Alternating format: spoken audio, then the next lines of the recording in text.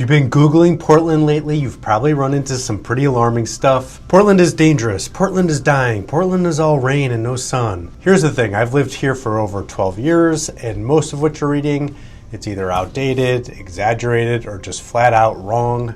So in this video, I'm debunking 5 of the biggest myths about living in Portland and giving you the real story. And hey, before we get into it, if you're actually considering a move to Portland and want to talk through what neighborhoods make sense for your lifestyle, your budget, or your commute, I get calls and emails from people like you every single day, and I love to have those sort of conversations. My contact information is in the description.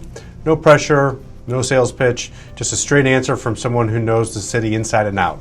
All right, let's get into the myths. Myth number 1, Portland is dangerous. This is probably the one I hear the most from people considering relocating here. And look, I'm not gonna sugarcoat it. Portland did have a rough stretch for a few years. The years around 2020 and 2021 were genuinely difficult, and the downtown core in particular took a real hit. But here's what the headlines don't show you. Most of Portland's neighborhoods are exactly what they've been: walkable, tight-knit, and genuinely safe to raise a family in. My family lives here, my kids growing up here in Portland proper. The city has made a lot of progress since that low point. The issue was more concentrated in certain areas, and even those areas have made big strides lately. If you're relocating here, working with someone who can tell you exactly which neighborhoods might be a fit for your lifestyle and safety priorities, that can help a ton. Myth number 2, it rains nonstop in Portland. I know, we'll never get away from that. And yes, Portland is wet, and here's what most people don't understand.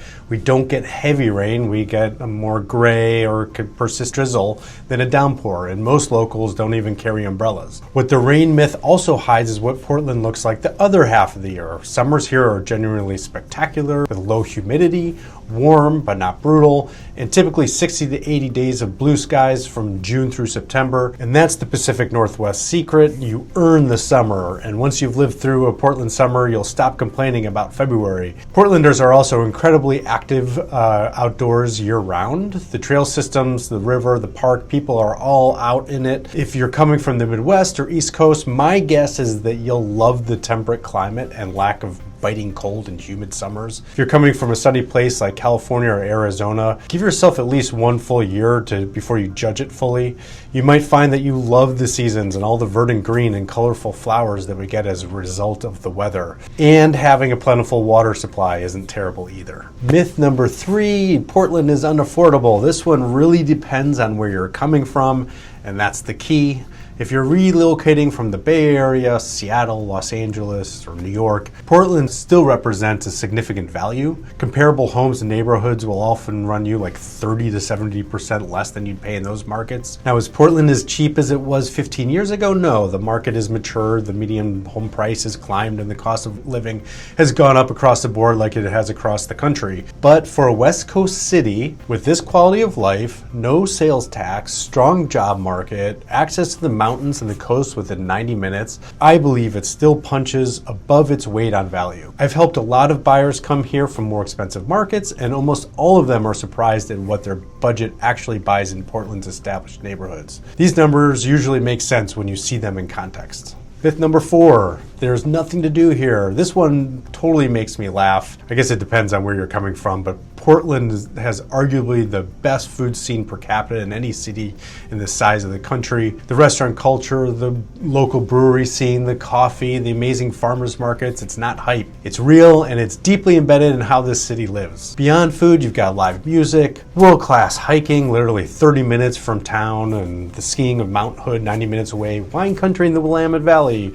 and the coast. That's unlike anything on the West Coast or on the East Coast for that matter. Within the city, the park system is exceptional. Forest Park alone is one of the largest urban forests in the country. There's 2 professional soccer teams, the Portland Trailblazers, the Portland Winterhawks for hockey, and plenty of college sports options if you're a sports fan. And if you're an active person, an outdoors person, a food and culture person, Portland will keep you busy. The people who are bored in Portland usually haven't figured out the city yet. Myth number 5, Portland is on the decline and people are leaving. This one gets the most airtime right now, and there's a kernel of truth buried under a lot of exaggeration. Yes, some businesses left the downtown corridor during the rough years. Yes, some people moved out of the city. But here's what the migration data actually says. After a few years of outflow, last year in 2025, there was more net inflow in the state of Oregon. Portland continues to attract net positive in-migration, particularly from the higher cost markets. People are still coming here, property values have held firm, and have gone mostly sideways over the last few years. Demand among qualified buyers has stayed consistent. The story of Portland is dying is mostly a story about one zip code told as if it represents the whole city, and also that is a narrative that was driven by folks in the media. We all know the media loves running negative news stories. I talk to people every week who have watched the headlines, written Portland off, and then they actually come visit, and it completely changes their view of what the city is going through or what it is today. The city is more resilient than it gets credit for. So there you go. Those are my 5 myths about Portland that deserve a lot more nuance than they usually get. The reality is the city has real strengths that most places can't match, and the negatives are a lot more specific and manageable than the headlines suggest. If you're seriously thinking about a move to Portland, I'd love to be a resource for you. I've been helping families relocate here for over 11 years, and I genuinely love helping people move to Portland and to make it their home. Hit the link in the description to schedule a time to chat if you'd like, or check out my free home valuation tool if you're a homeowner doing research, and subscribe if you want more honest, no hype content about what it's actually like to live in Portland. Or simply leave a comment below and I'll respond back to you. Thanks so much, and I'll see you in the next video.